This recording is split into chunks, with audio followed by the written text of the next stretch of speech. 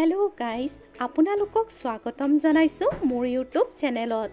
আজি মই লৈ আহিছো আপোনালোকৰ মাজলৈ এটা নতুন ৰেচিপি। এয়া লৈ আহিছো আপোনালোকৰ মাজলৈ কঁঠাল গুটিৰে কিদৰে কচুলতি বনাব পাৰি তাকে লৈ। তেতিয়া হলে বলকচোন কিদৰে এই ভাজিখন বনাব পাৰি শিকো। আপোনালোকক দেখাইছো এই কচুলতিখিনি কিদৰে সাফা কৰিব লাগে হয়তো বহুতে নাজানিব পাৰে সেই গতিকে মই আপোনালোকক দেখাই দিছো। এই কচুলতিখিনিৰ ওপৰত এটা ব্ৰাউন বাকলি থাকে এই বাকলিখিনি আপোনালোকে ভালদৰে গুচাই ল'ব।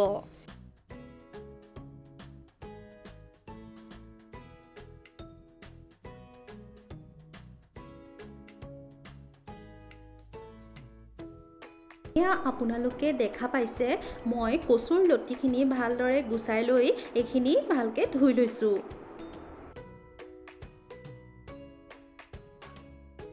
ইয়াৰ লগতে আমাক লাগিব এই ৰেচিপিটোৰ বাবে কঁঠাল গুটিখিনি ভালদৰে গুচাই মেলি মই সৰু সৰুকৈ কাটি লৈছো।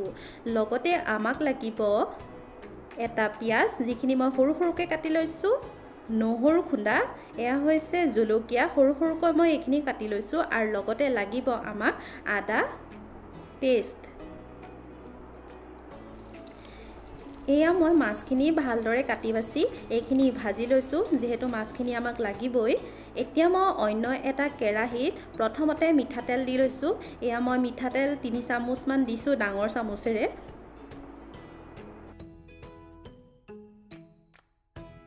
তেলখিনি গৰম হৈ অহাৰ লগে লগে মই ইয়াত কাটি ৰখা পিয়াজখিনি দি লৈছো আৰু এইখিনি ভাজি লৈছো। যেতিয়ালৈকে পিয়াজে ৰংখিনি হলনি নকৰে তেতিয়ালৈকে মই এইখিনি ভাজি থাকিম।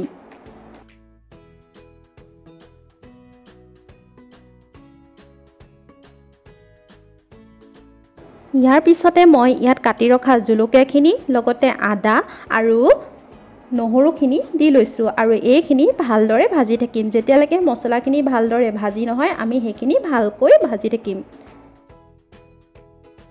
এয়া আমাৰ মছলাখিনি ভাজি হৈছে। এতিয়া মই কাটি ৰখা কচুৰ লতিখিনি ইয়াত দি লৈছো। মই যি ধৰণে মছলাখিনিৰ লগত এই কচুৰ লতিখিনি ভাজি আছো ঠিক আপোনালোকে সেইদৰে এইখিনি ভালদৰে ভাজি ল'ব। আপোনালোকে যদিহে বিচাৰে এই কচুৰ লতিখিনি বইল কৰিও ল'ব পাৰে। খুব বেছি আপোনালোকে 2 মিনিটমান বইল কৰিব, তাতকৈ বেছি কৰিব নালাগে।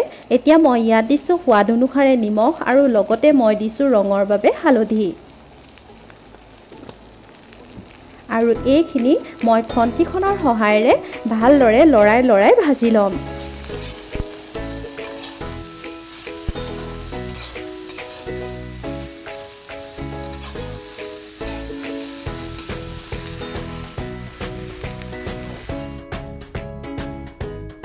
এতিয়া মই এই ভাজিখনত অলপ খুন্দি লোৱা জালুক গুড়ি দিছোঁ। জালুক গুড়ি দিলে খাবলৈ বহুত ভাল হয়, সেই গতিকে আপোনালোকে জালুক গুড়ি দিবলৈ চেষ্টা কৰিব। ইয়াৰ লগতে মই দিছোঁ অলপমান জিৰা গুড়ি পাউডাৰ, লগতে দিছোঁ মই শুকান জলকীয়াৰ পাউডাৰ। আপোনালোকে যদিহে জ্বলা খাই ভাল পায় তেতিয়াহ'লে শুকান গুড়িটো দিব পাৰে, যদিহে নিবিচাৰে তেতিয়াহ'লে নিদিলেও কোনো কথা নাই। এতিয়া এই মছলাখিনিৰ সৈতে মই ভালদৰে এইখিনি লৰাই ভাজি থাকিম। এই ৰেচিপিটো আপোনালোকে বনাওঁতে খুব পৰিমাণে ভাজিব লাগে, নহ'লে এইখিনি অলপ খজুৱাৰ চান্সটো থাকে। এতিয়া মই ইয়াত কঁঠালৰ গুটিখিনি ইয়াত দি লৈছোঁ। দেখিছে আপোনালোকে মই এইখিনি সৰু সৰুকৈ কাটি লৈছোঁ যিহেতু কচুৰ লতিখিনি সোনকালে সিজি যায় আৰু কঁঠাল গুটিখিনি নিসিজিব, সেই গতিকে মই সৰু সৰু টুকুৰাত এইখিনি কাটি লৈছোঁ আৰু লগতে এইখিনি ভালদৰে ভাজি আছোঁ। এতিয়া মই গেছৰ ফ্লেমটো ল' কৰি ল'ম আৰু এখন ঢাকোন দি এইখিনি অলপ সময় ঢাকি দিম। এতিয়া মই ঢাকোনখন আঁতৰাই লৈছোঁ 2 মিনিট পাছত আৰু ইয়াত অলপমান পানী দিছোঁ যিহেতু কঁঠাল গুটিখিনি সিজে, সেই গতিকে মই ইয়াত অলপমান পানী দিছোঁ। যদিহে আপোনালোকে কঁঠাল গুটি নিদিয়ে তথাপিও এই আঞ্জাখন বনাই খাব পাৰে, খাবলৈ খুব ভাল হয়, তেতিয়া আপোনালোকে পানী নিদিলেও কোনো কথা নাই। ইয়াৰ পিছতে মই পুনৰ ঢাকোন এখন দি এইখিনি ঢাকি অলপ সময় ৰাখিলোঁ আৰু ঢাকোনখন আঁতৰাই মই দেখাইছোঁ। এয়া চাওক আমাৰ প্ৰায় এইখিনি সিজিছেই আৰু কঁঠাল গুটিখিনিও আমাৰ ভালদৰে সিজি গৈছে। এতিয়া এইখিনি মই আৰু অলপ সময় ভাজি থাকিম। যেতিয়ালৈকে ইয়াৰ সম্পূৰ্ণৰূপে পানীখিনি শুকাই নাযায় তেতিয়ালৈকে মই এইখিনি ভাজি থাকিম।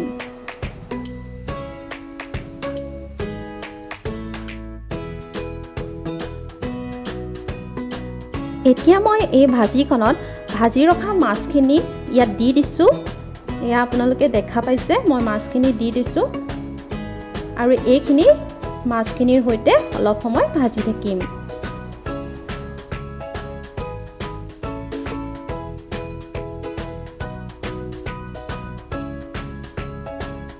এয়া আমাৰ ভাজিখন প্ৰায় ভাজি হৈছেই। এতিয়া মই ইয়াত কেইটোপালমান নেমু ৰস দিছোঁ। যিহেতু কচুৰ আঞ্জা হয়, নেমু দিলে খাবলৈ ভাল হয়, সেই গতিকে মই ইয়াত নেমু দিছোঁ আৰু এইখিনি অলপ সময় ভাজিম। প্ৰায় এইখিনি হৈছেই। এতিয়া মই গেছৰ ফ্লেমটো ল' কৰি লৈছোঁ আৰু এইখিনি অলপ সময় এইদৰেই গেছৰ ওপৰত থাকিব দিম।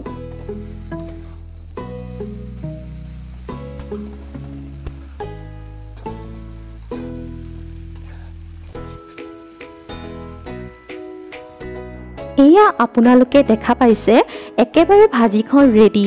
এই ভাজিখন খাবলৈ খুবেই ভাল হয় আৰু আমাৰ স্বাস্থ্যৰ বাবেও খুবেই ভাল, যিহেতু এতিয়া কঁঠাল গুটিৰ ছিজন আৰু লগতে এই সময়তে এই কচুলতি পোৱা যায়। গতিকে আপোনালোকে ঘৰত ৰান্ধি খাব আৰু কেনে পায় মোক কমেণ্টত জনাব।